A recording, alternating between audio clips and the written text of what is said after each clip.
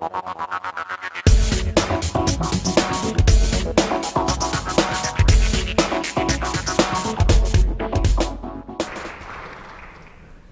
know, every time I go to speak somewhere, someone will come up to me and say, I'm guessing you're tired of hearing this.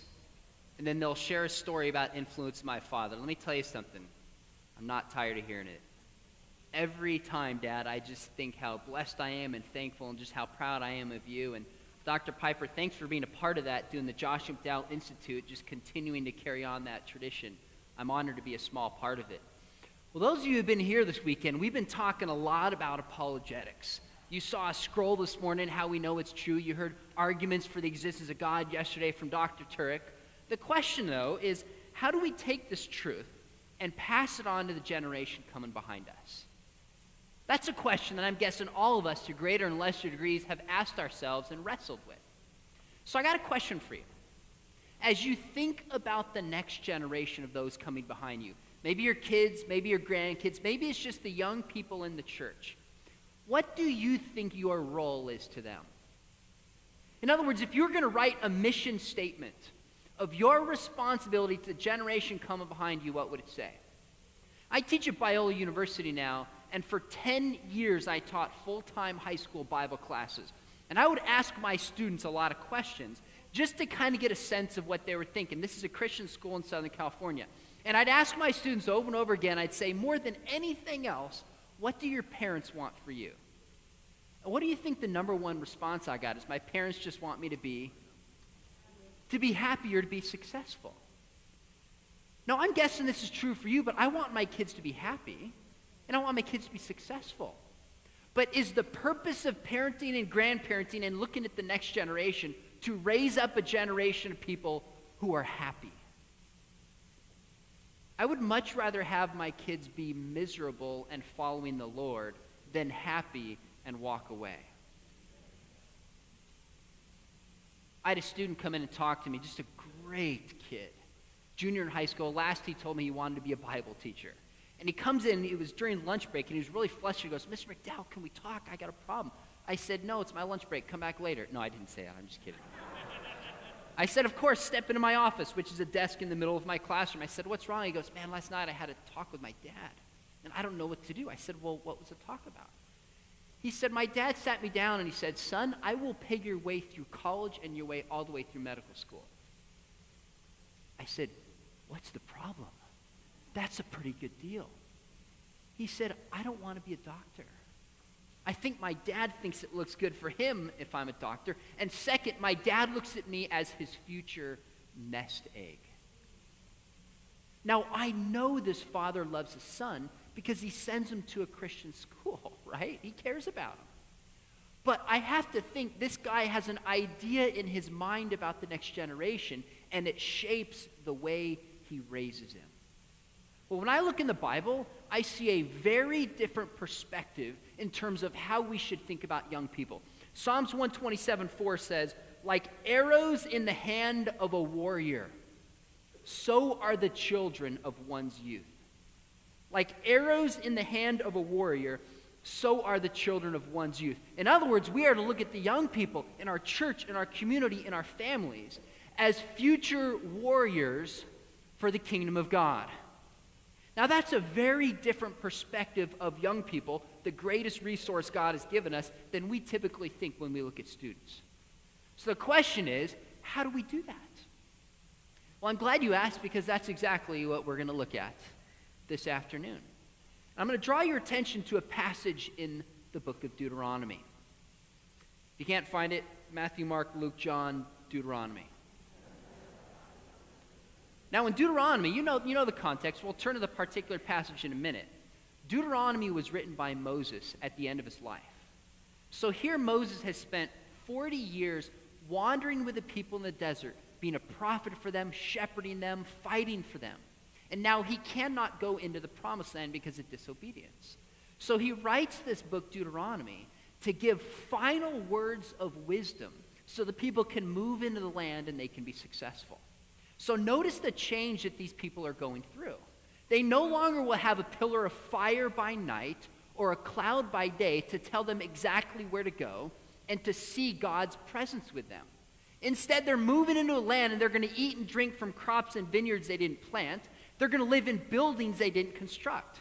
In other words, they're moving into foreign territory, into a city based upon principles that are different from biblical principles. Does that sound kind of familiar to where we are today? In fact, I don't even think we live in a post-Christian culture. I think we officially live in an anti-Christian culture. And what Moses taught to these people are exactly the same principles I think we can apply to passing on the faith. So he starts off in Deuteronomy chapter 6. If you can't find it, it's right after chapter 5. Now, by the way, before we look at it, Deuteronomy chapter 6, this passage we're going to look at is called the Shema. And it's actually considered by many people to be the central passage of the entire Old Testament. So Orthodox Jews will still repeat this passage twice a day. In fact, Jesus was asked, what's the greatest commandment in the law? What does he do? He cites the Shema and then answers their question. So this passage in Deuteronomy 6 is very central to the heartbeat of the gospel. It starts off in verse 1. It says, "This is the command, the statutes and ordinances the Lord your God has instructed me to teach you." Very quickly, we're just reminded, and you and I know that all Scripture is inspired, but occasionally the writers remind us that they're not the source and it comes from God. So Moses stands between these 2 to 3 million people and he says, look, I'm not making this up. This isn't my wisdom. This is God speaking through me. And then he starts off, and then he says in verse 2, "Do this so you may fear the Lord your God all the days of your life, by keeping all his statutes and commands I'm giving you, your son, and your son's son, your grandson, so you may have a long life." That's always been fascinating to me. That here Moses is speaking to people. He gives them commands to follow, but it's not really for them, is it? He said, this is so you're faithful for you, for your son, for your son's son, and all the generations that'll follow afterwards. Now, I don't know about you, but sometimes I think of my life in terms of the X number of years that God gives me, and then I think I'm gone. Well, I know I'll be gone, but that's the perspective in which I think about. But Moses has a very different perspective, doesn't he? He's saying, think about these principles and obey them, because your choices will affect your kids and your grandkids and your great-grandkids, and every generation afterwards will be affected by our faithfulness or our lack of faithfulness. That's a very different perspective and gravity to the life that we live, isn't it? In fact, I think about this in the life of my father. I know many of you know his story well.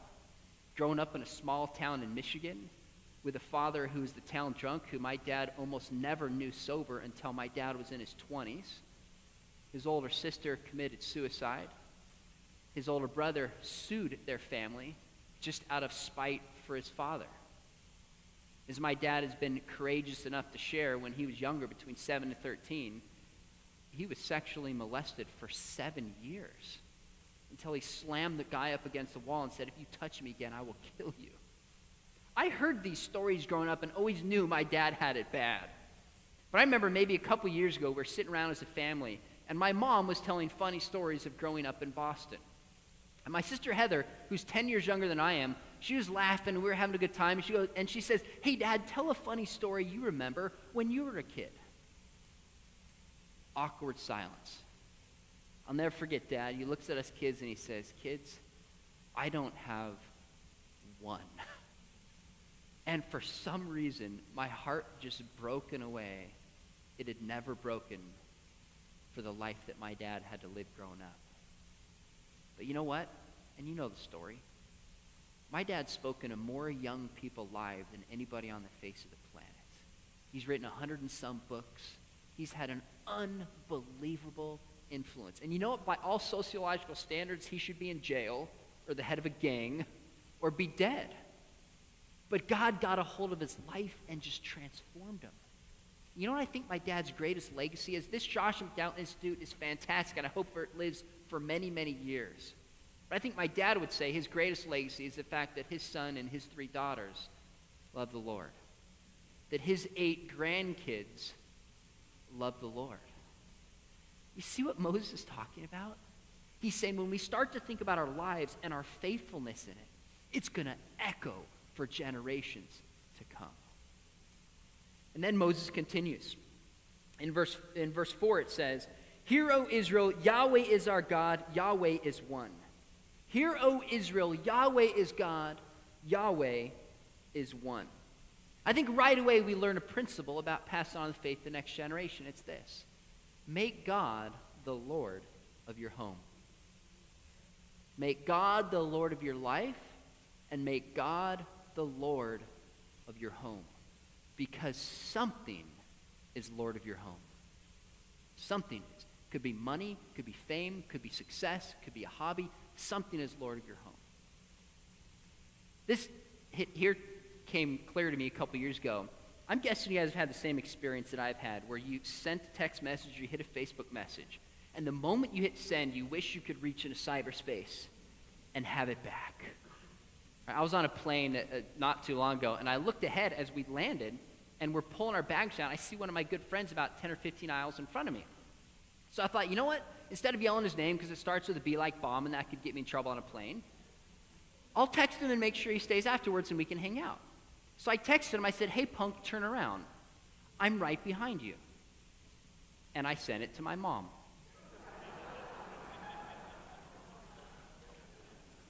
Who was home alone reading at night. Now, fortunately, my mom has a good sense of humor. She texted me back. She said, hey, son, I think you've got the wrong punk. Note to self, don't call your mom a punk, right? Well, I tell you that because about three and a half years ago, I had my first public debate on university campus. It was this high school professor in my town, but he had his doctorate, he had a PhD. And he was sued in a court of law because he said disparaging statements against Christianity. It made its way all the way up to the O'Reilly factor. Kid recorded him under the desk. You might remember this story. And then sued him. Well, we debated publicly at a university. And it's online. If you like to watch this stuff, we debated God and morality. You can watch it, make up your own mind. But I prepped a long time for it.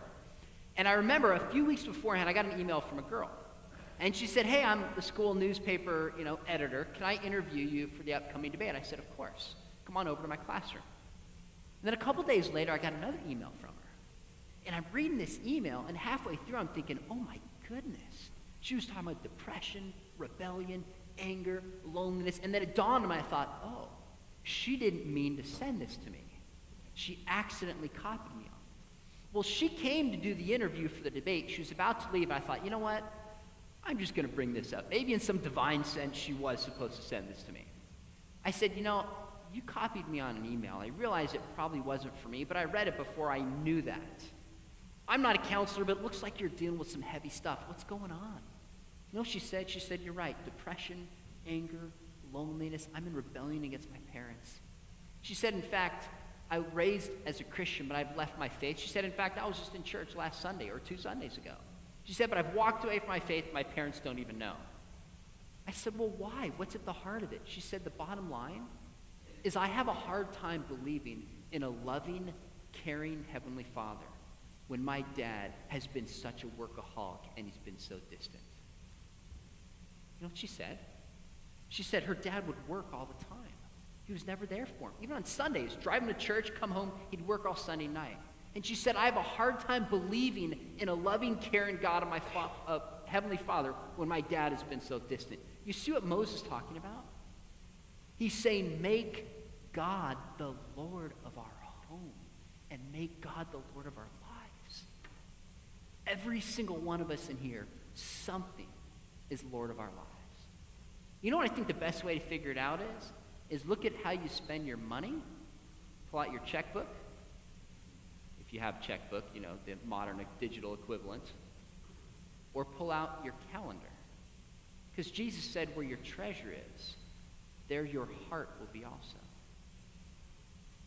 You know what I think kids really clue into what matters most to mom and dad? I think it's when something goes bad. When things go south, it's like kids are watching, antennas go in, and they're thinking, does my mom and dad, does my pastor, do my papa and Grammy, do they really believe this?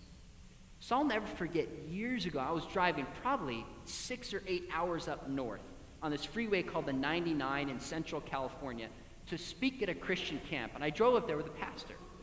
I'd never met him before. I don't remember almost anything we talked about for 8 hours, but I'll never forget one thing that happened. We're driving up, and we're on this road where it looks like desert, like we'd be in, well, certain parts of Oklahoma. And, sorry, I couldn't resist. We have those parts in California, too. We're in the middle of nowhere, and all of a sudden I hear this loud, screechy noise coming from the car. My first thought was, man, why did we drive this car? Thinking, gosh, we're going to be late. God, can you bail us out? After all, I'm going to speak for you. Like, all the wrong things are going through my mind, and I'm getting frustrated. Pastor pulls over, and he turns to me, he says, let's pray. I see problems as opportunities to trust God.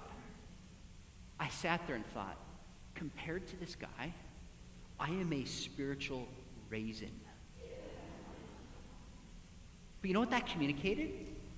He really believes it. And God is really Lord of his life. So the first thing Moses asks us when we look at the next generation is to look inside and say, who or what is Lord of our life, and who or what is Lord of our home? But then he says in verse 5, love the Lord your God with all your heart, with all your soul, and with all your strength. In other words, love God with what? This is the participatory part of the program. Love God with everything. Love God with everything. Why is it important that we love God? Because I'm convinced that kids will tend to follow the passions of their parents. In other words, what you get excited about, what your voice, lucky I'm wearing my Batman shoes. What your voice raises in the sense of getting enthusiastic about, your kids will tend to get enthusiastic and passionate about. So I was taking my son to school when he was in first grade. He was 6 years old. His name's Scotty. And I'm driving in there. I said, Scotty, what do you love? He said, well, Daddy, in football, I love the Chargers.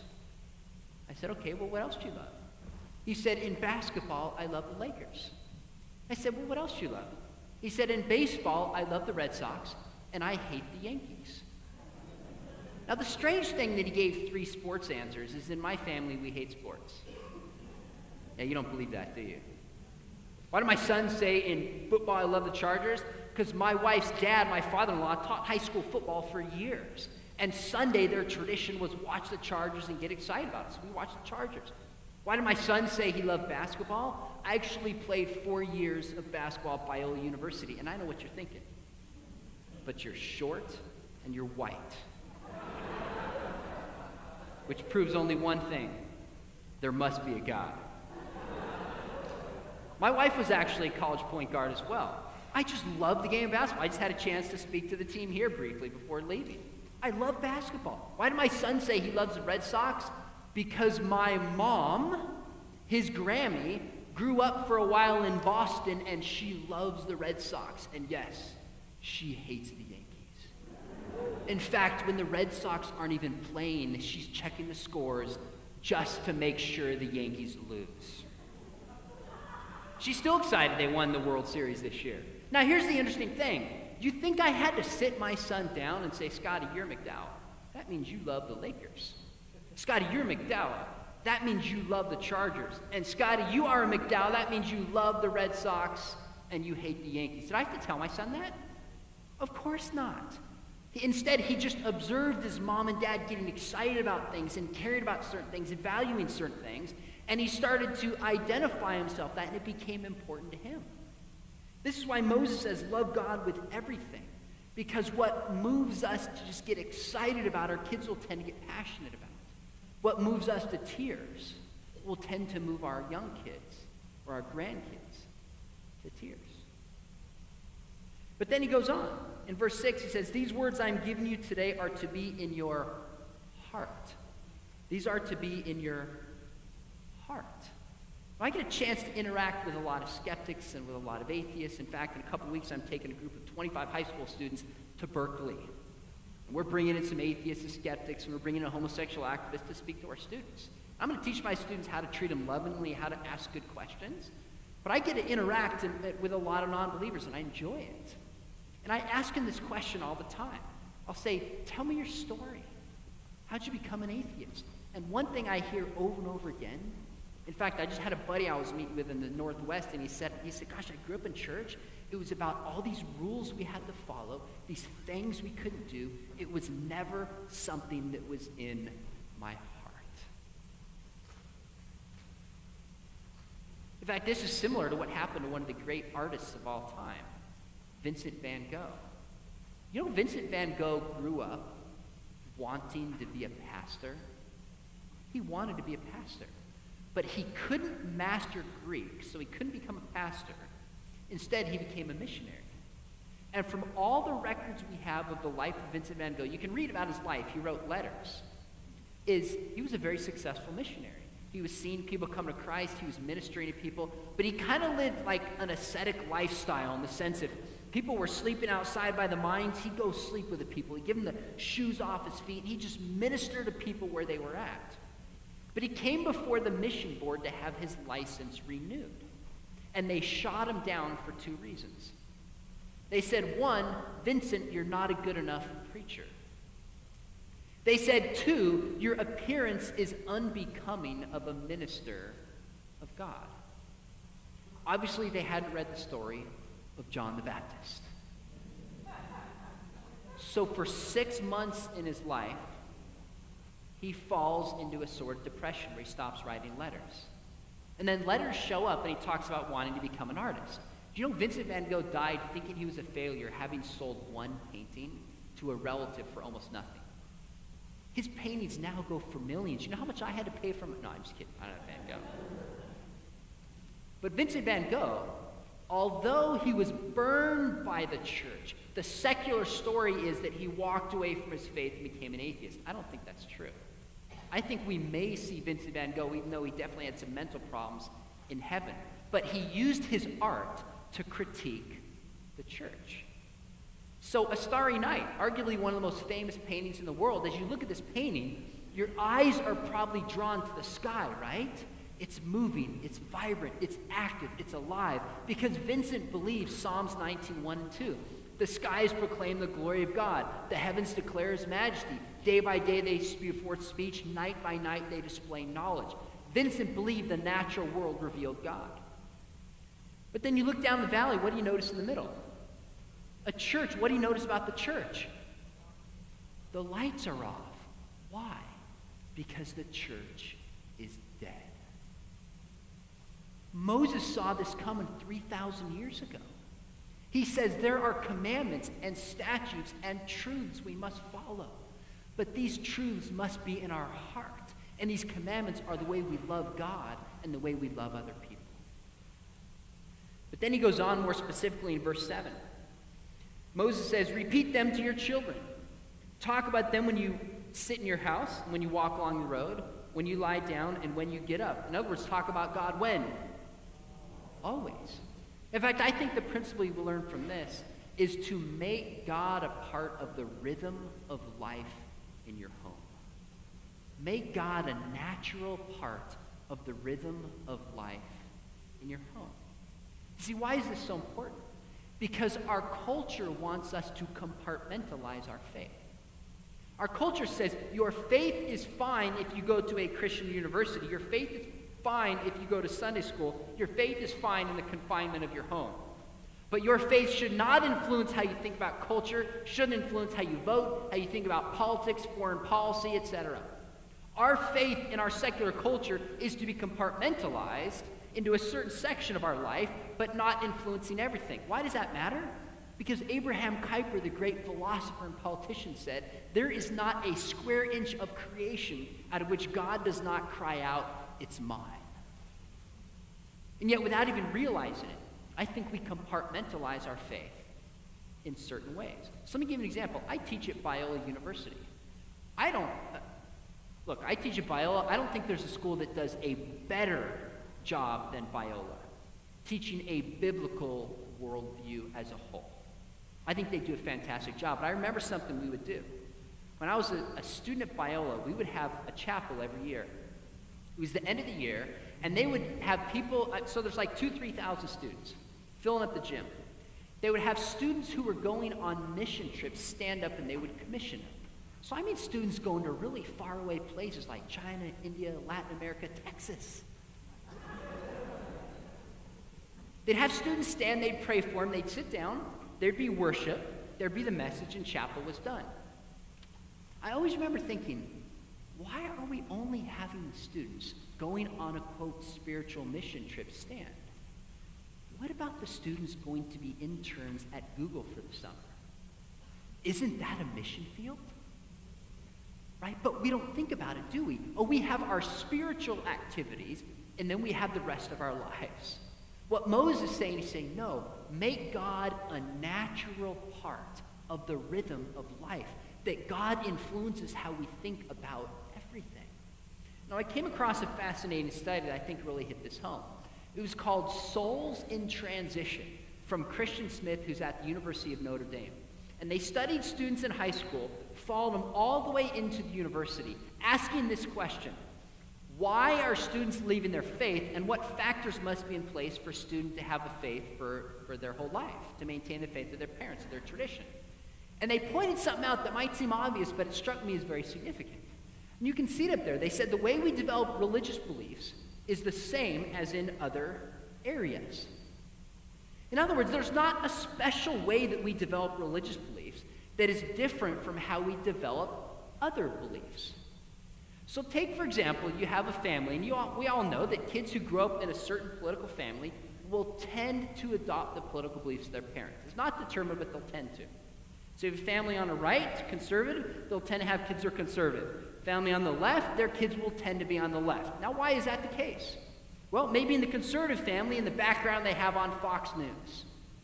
Maybe in the liberal family, in the background they have on MSNBC News, if you can call that news.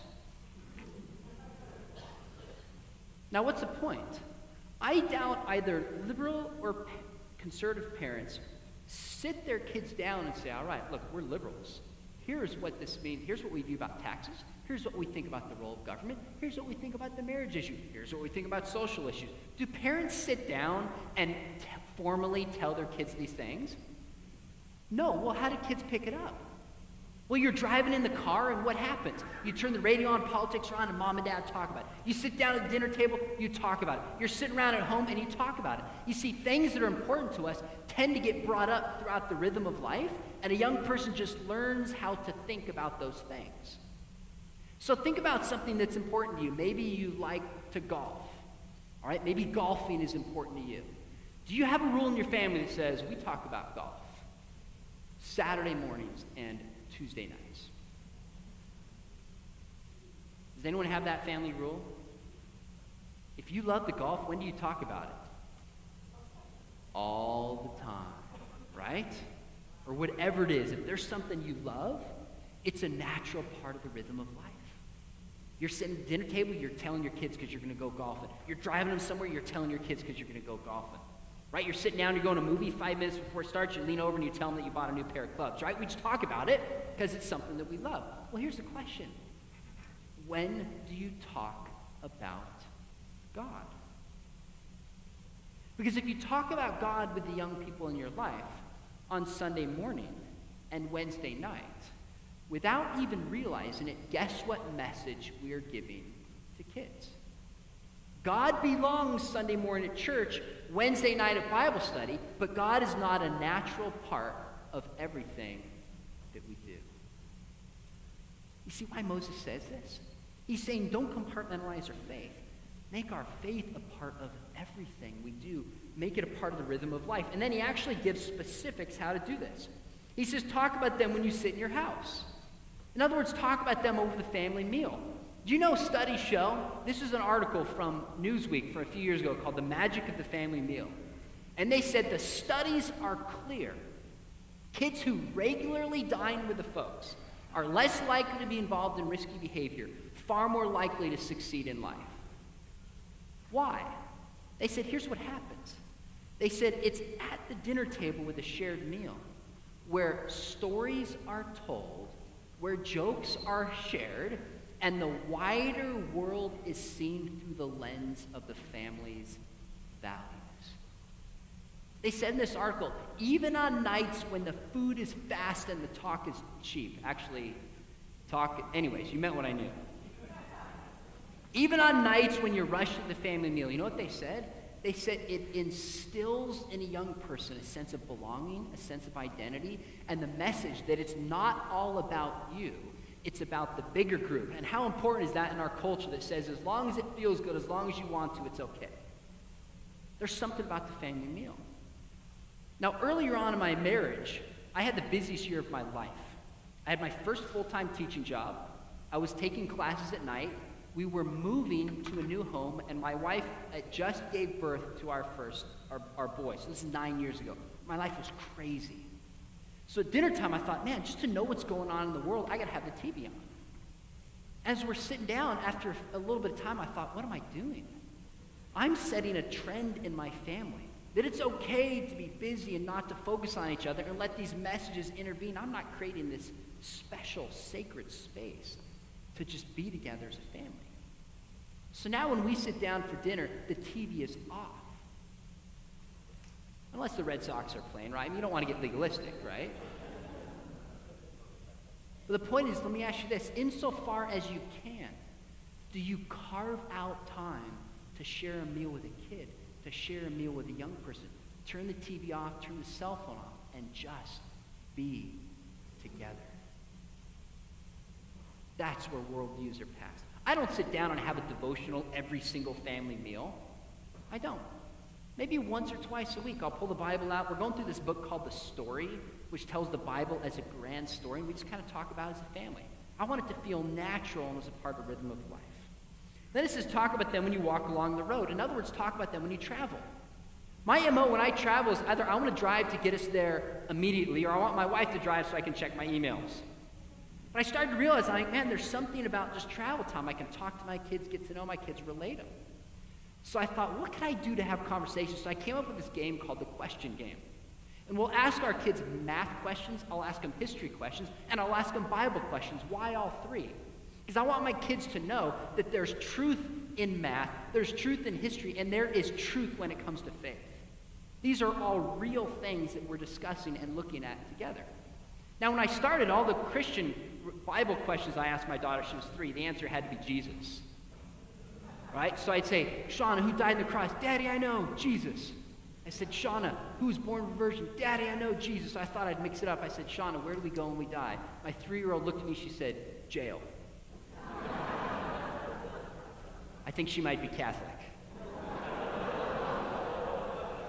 Just so you know, my Catholic friends actually think that's hilarious, so don't get offended in case they're like, that's funny. I could see why a 3-year-old would see it that way, right? But there's something about just having this conversation and talking in which a kid's value system is built. And then it says, when you lie down. When you lie down. Man, there's something sacred about the end of a day where a young person's heart is just receptive. A kid's heart, a grandkid's heart, where they're open. So I used to put my kids down because I wanted to hang with my wife, I wanted to go to bed, I wanted to do something. And I thought, man, I'm missing an opportunity. So I'll read with my kids, pray with my kids, connect with them. But one thing I started saying to my kids all the time is I'll say, Shauna, Scotty, do you know you can ask your daddy anything? You know, you can ask me anything. Because I meet a lot of skeptics. You know what they'll say? They'll say, I grew up in church and I had questions.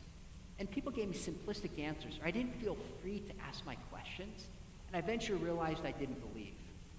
If there's any belief system that values questions, it's Christianity.